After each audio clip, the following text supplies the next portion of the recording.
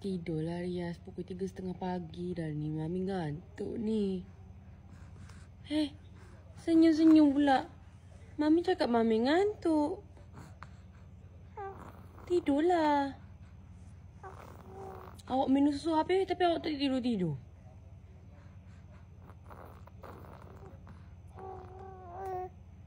Apa? Happy sangat ke? Happy sangat duduk dengan Mami berdua? Happy, oh faham. Tapi Mami barai ni, Mami ngantuk. Mami tak shower lagi.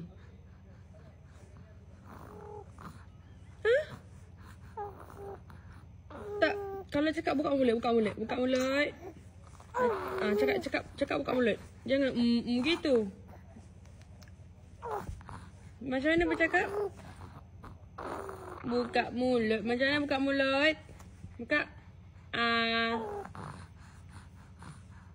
Hei, budak ni.